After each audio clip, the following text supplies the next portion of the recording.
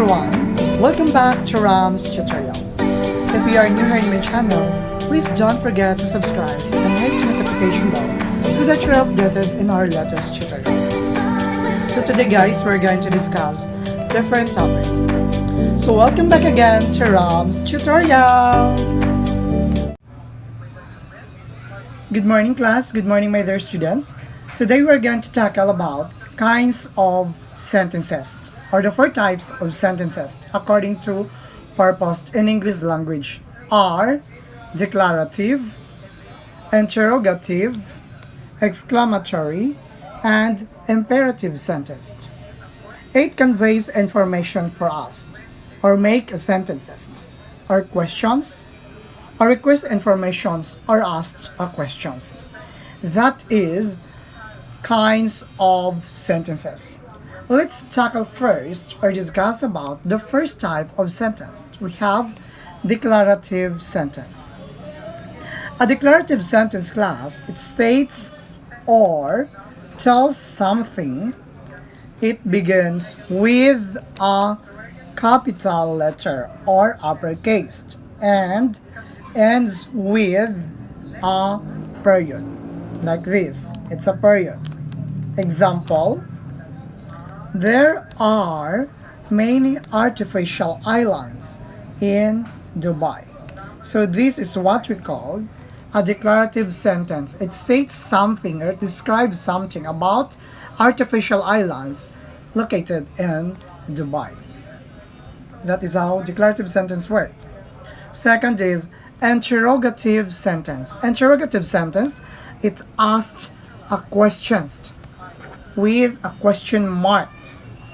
It begins with a capital letter and ends with a question mark, like this, a question mark. We have an example. Are computers useful? That's an interrogative question sentence. Third, exclamatory sentence. An exclamatory sentence class expresses a strong feeling like this, an exclamation point. It begins with a capital letter and ends with an exclamation point. This one, an exclamation point. It helps us to identify that particular sentence is an exclamatory sentence. Example, how amazing the sea lemon is.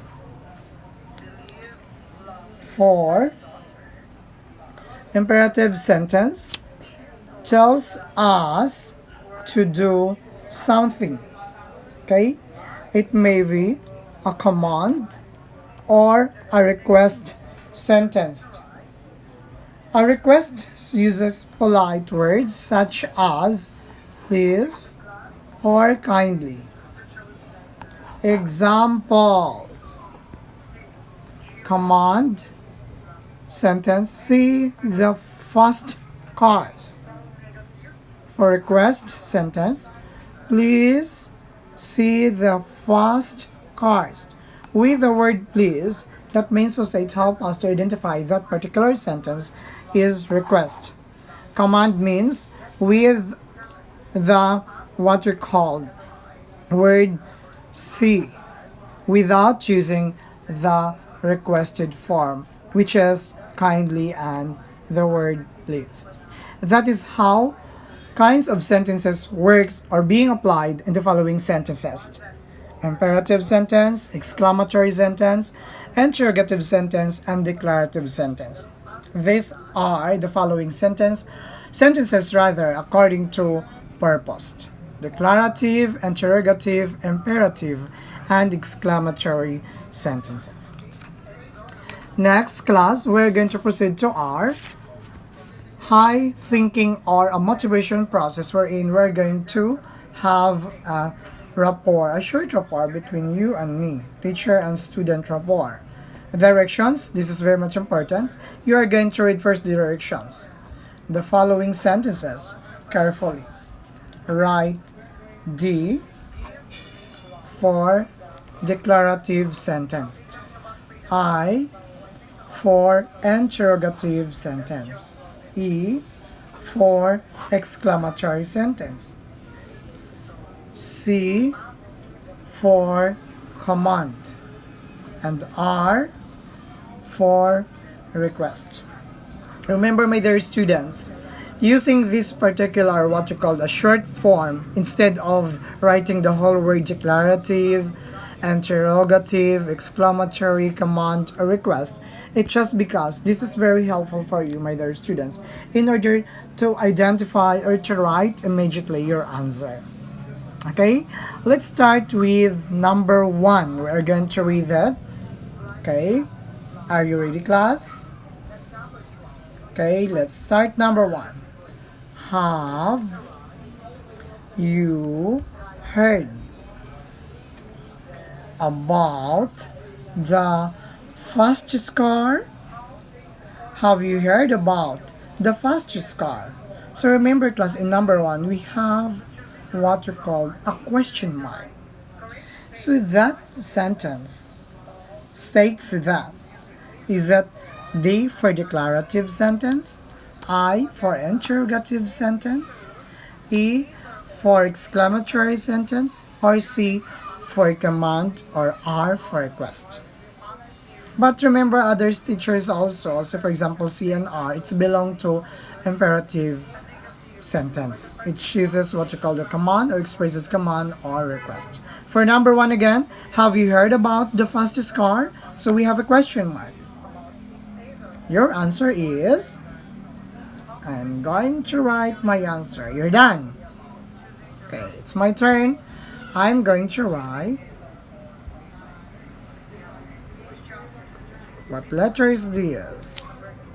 That's letter I. That means to say interrogative sentence. It's a question sentence.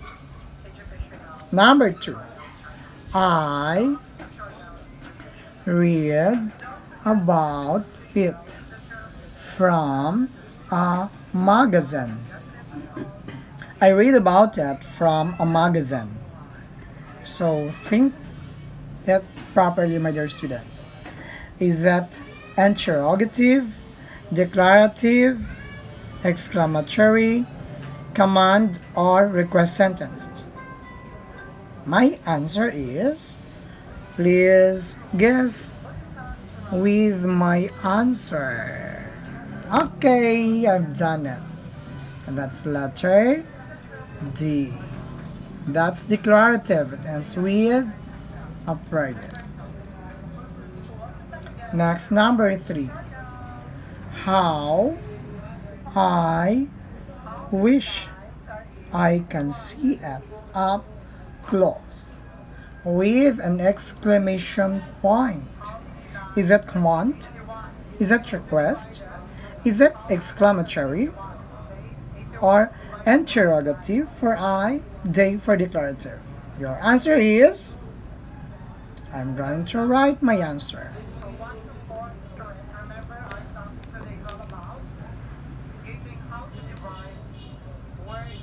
Okay, this is what we call, okay, letter E. That's for R. Answer exclamatory sentence. Next, we have number 4. Lend me your magazines, please. Although there is also what you called a period, but try to read it properly, my dear students. Lend me your magazines, please. She asked for a favor. She really want to lend your magazines. She just borrowed that. That is exclamatory, interrogative, declarative, command, or request. We're going to write you first. Okay. I'm going to write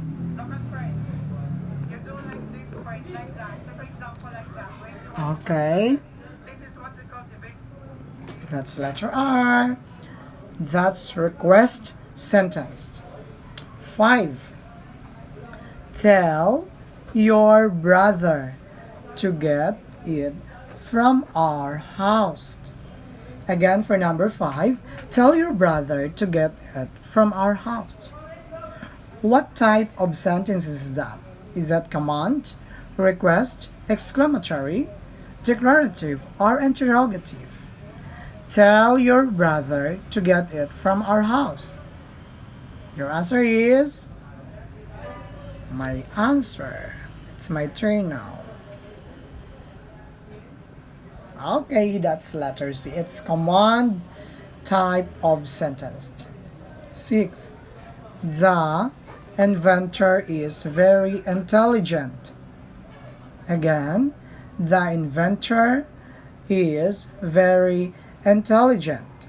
Okay, that was number 6. Declarative, interrogative, request, command, or exclamatory. My turn is.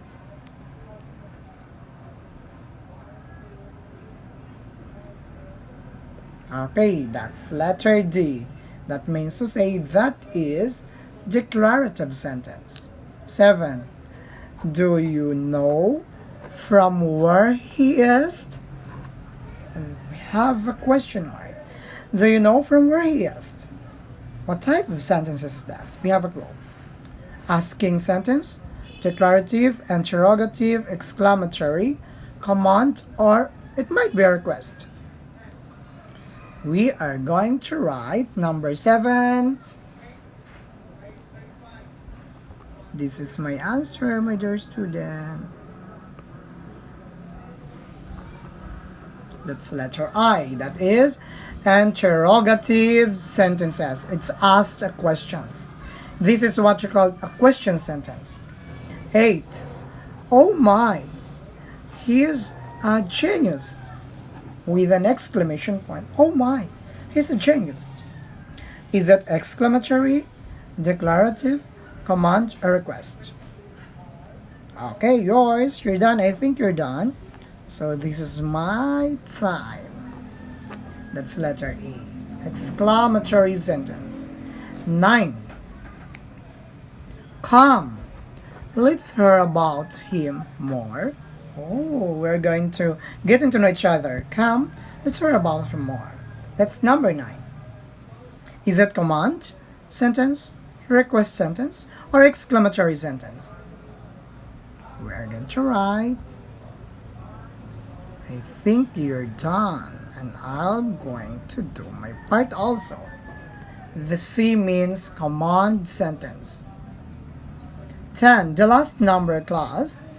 Kindly read it for me. Kindly read it for me. What types of sentences is that? Command, request, interrogative, declarative, or exclamatory. Number 10, my answer is, it's just like my initial name. Okay, that's R. It's a request type of sentences. I hope, my dear viewers, students, you learn a lot from our discussion today about identifying the types of sentences, which are declarative, interrogative, exclamatory, and imperative. Imperative composed of command and request sentence, because we are going to distinguish whether it's command or request sentence for you to clear, my dear students, so don't get confused about imperative means it's composed of command and request. If you have any suggestions or comments, please write it down below for our comment sections. Please don't forget to hit the bell button and subscribe to Ramz Tutorial Educational for more updates. See you guys for my next videos, and bye-bye, and so long, my dear students. God bless us, and thanks for watching.